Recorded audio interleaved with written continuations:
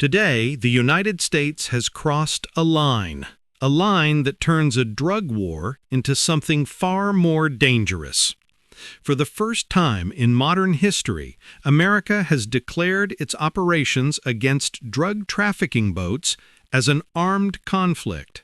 And tonight, the Caribbean Sea has become a battlefield. This is not policing. This is not interdiction. This is warfare. And the United States has officially labeled it so. From armed drones to naval missiles, the U.S. military has begun targeting suspected drug vessels with lethal force. The first major strike happened at dawn. A fast, unregistered vessel was moving north from Venezuela, and moments later it was engulfed in flames. For decades, the U.S. war on drugs meant arrests and seizures. But now, under the newly classified conflict, lethal action is authorized without arrest. And that changes everything. When a country labels something an armed conflict, it rewrites the rules of engagement. It opens the door to wartime powers, wartime tactics, and wartime collateral. On one side, U.S. Navy destroyers, drones, surveillance aircraft. On the other, fragmented drug networks, smugglers, cartel-aligned maritime groups. This conflict is unfolding in the stretch of ocean between Venezuela, Colombia, and the U.S. coastline. A new warfront hidden in plain sight. At 2 a.m., radar detected another boat, small, fast, and unresponsive. Within minutes, a U.S. drone released a guided projectile. 4 men on board died instantly. A leaked memo revealed that U.S. military personnel cannot be prosecuted because the government considers this a lawful operation inside an international armed conflict. A national poll shows only 29% of Americans support killing drug suspects without trial. This operation has split the country in half. Unlike traditional wars, this one has no declared enemy nation, no front line, no clear victories. Intelligence reports show cartels are now arming their maritime units. This is escalation. Dangerous escalation. Venezuela's government denies involvement, but many suspect it quietly tolerates cartel-linked smuggling groups. Destroy the supply chain at sea before it reaches U.S. borders. This is the new doctrine. In war, mistakes are fatal. What if the next boat isn't a smuggler but a fisherman? Officials argue, quote, "This saves American lives," unquote. But critics say it bypasses the Constitution.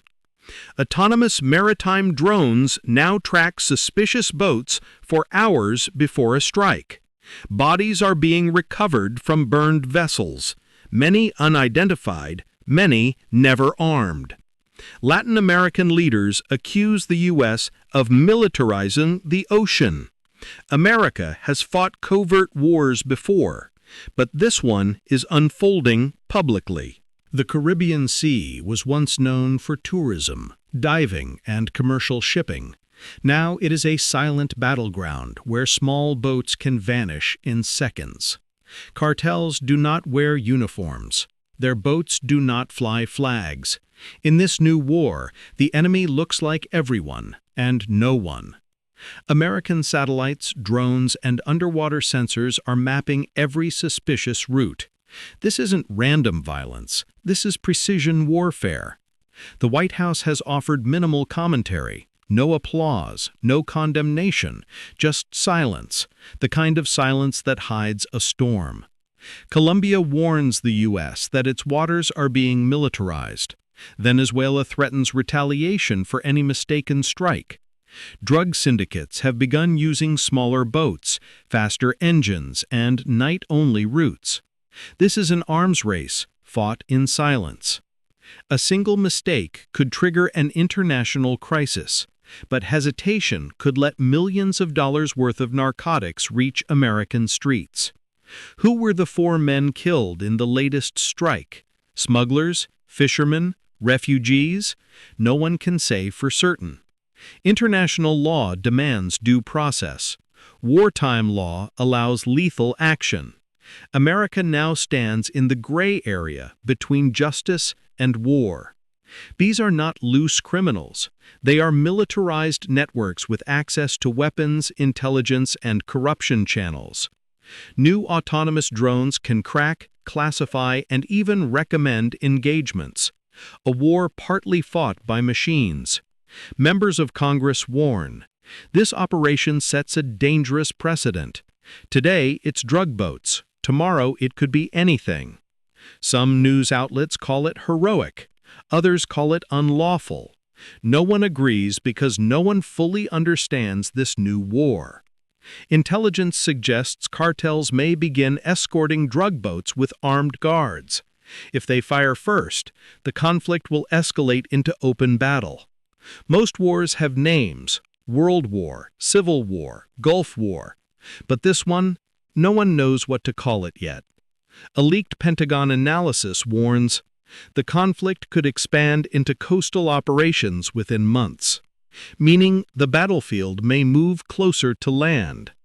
What happens when a nation wages war against a network, not a country? The answer is unpredictable and dangerous. Once a nation calls something a war, stepping back becomes almost impossible. The U.S. may now be locked into a long conflict. The ocean is silent tonight, but commanders know silence in war is always temporary. The ocean is quiet tonight, but the silence won't last. Because once a war begins, even a hidden one, it rarely ends the way nations expect.